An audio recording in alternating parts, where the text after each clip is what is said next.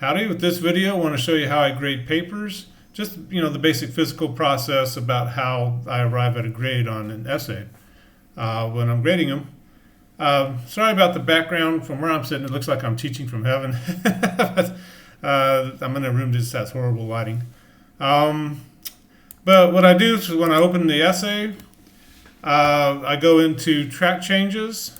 That's why when you see commentary on your paper, it's either red or blue, usually red. Actually, that's a setting on your document, not something I set, but usually it's red. And then I start going through the paper, looking for errors, and also obviously looking for good things about the paper. I just don't have time to comment on all the good stuff you're doing, because students are kind of a little more concerned about where they're losing points. And you'll see sometimes I'll just highlight things. My name's not Fisher, it's just Fish. And by the way, if this is your essay, you realize I changed stuff on here on purpose, right? So I actually took this student's essay and made mistakes in it so I could highlight, so I could do this.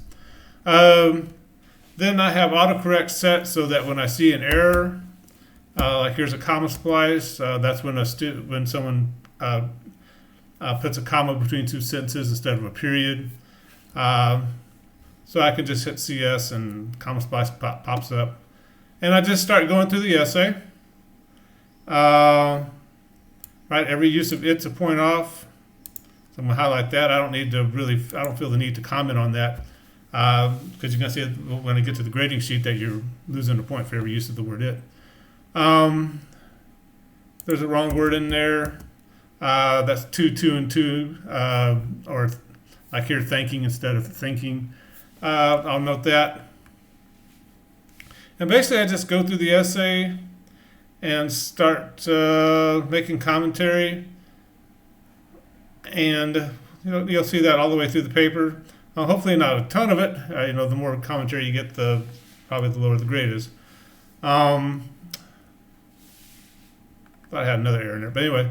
But I'll just keep doing that as I go through the paper. Then I'll get to the end, and down here past the works citus page, and you'll see I'll just start making commentary.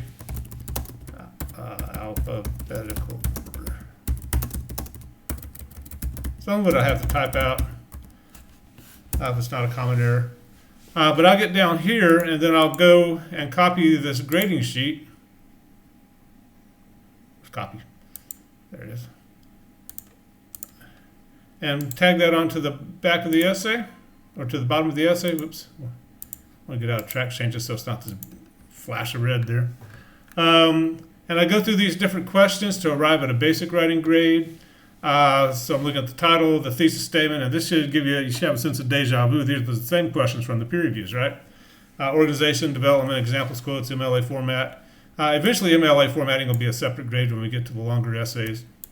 But I'm just kind of combining this into this one.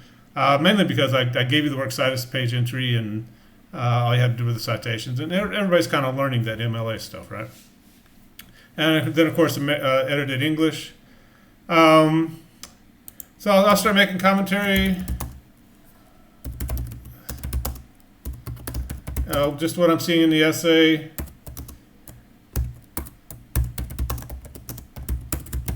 I'm not going to write a whole lot here.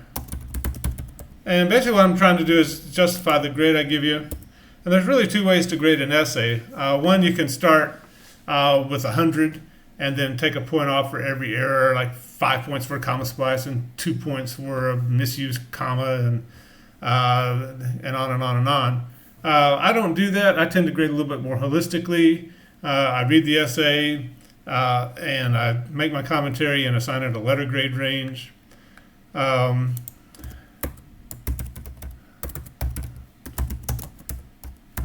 basically I'm just kind of showing you where you're losing points. If you're having like patterns of comma splice errors, or whatever else is happening there, let's say the conclusion wasn't very good. I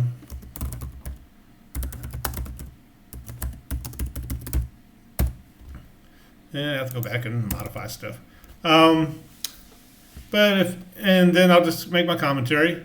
So generally patterns of sentence structure errors. It's going to kind of pull your essay towards the B range. So if I'm saying, hey, you have 3 or 4 comma splices or 3 or 4 fragments. You want to look that up, and there's a help area under help resources. There's a sheet there that explains some of this stuff. You can Google it as well. There's some great websites out there. Sometimes I'll write under English no error patterns. That's a good thing. That means there might have been one error here, different kind of error down here, but you don't have a pattern of them. That's what we're shooting for in this class, to eliminate that pattern. Everybody has 1 or 2 errors if they're an essay, right? It's hard to write the perfect essay. And then once I give it that letter grade range, I'd convert that to a number. Yeah, some students want to know how they can get 100 on an essay. It's not really how I grade. I've never read the perfect essay that was 100% perfect. So to me, this is a more fair way to grade an essay. So you get the basic writing grade. Then we come down here. Oops. And I'll highlight any wording errors. If you didn't have the figurative language, things like that. So that basic writing grade is not your final grade for the paper. You get that. You get the editing required elements grade. Then eventually, like I said, I'm going to separate out the MLA formatting, and that'll be a 3rd grade. That will be down there. Add those 2 up. So you can kind of see this bottom grade, this editing required elements can either raise or lower the grade a little bit. So be careful there. And really, down here with the editing required elements, you shouldn't be losing points at all, hopefully. Particularly as you get better in the class and you get more accustomed to the peer reviews and proofreading your own essay, reading it out loud before you submit it. Hopefully you'll start reducing any of those errors quite a bit. And a lot of students just, the first essay, they're like, wow, he's really going to take a point off for the word it.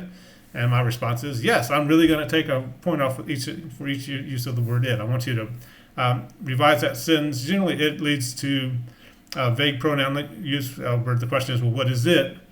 And I'll ask students that sometimes, well, what do you think it is in your sentence? And they're like, well, I'm not sure. I'm like, well, that's what the reader is experiencing at the same time. Also, sometimes leads to passive voice, especially with it is kind of sentences. So pretty good essay overall. Kind of in the B range, and that's pretty good for the first essay, right? A lot of you haven't been in class for quite a while. It's hard to tell when you wrote your last essay and things like that. So if you're doing fairly well, decently on this first essay, kind of be like, yeah, okay. If you expected 100, that wasn't a realistic expectation, really. But we're at the very beginning of the class. This isn't going to be your final grade or anything, unless you got an A. Then hopefully that's your final grade. But that's how I grade. I add those 2 grades up, get the grade at the bottom, and that's the final grade for the paper. Then I'll save it as a PDF file and send that back to you and see if you have any questions. You do have every right to question a grade, particularly if you think I made a mistake. If I write the wrong word and you're like, I think that's the right word, I think you misread. It happens once in a while. I'm not perfect either, right? Just send me something, send me an email and saying, hey, in that 3rd paragraph, I think I used that word properly. You took a point off, and give you points back. Later on, we'll have a required punctuation grade for semicolons, dashes, brackets, and ellipses. Sometimes I don't see those in an essay. I'll take the points off.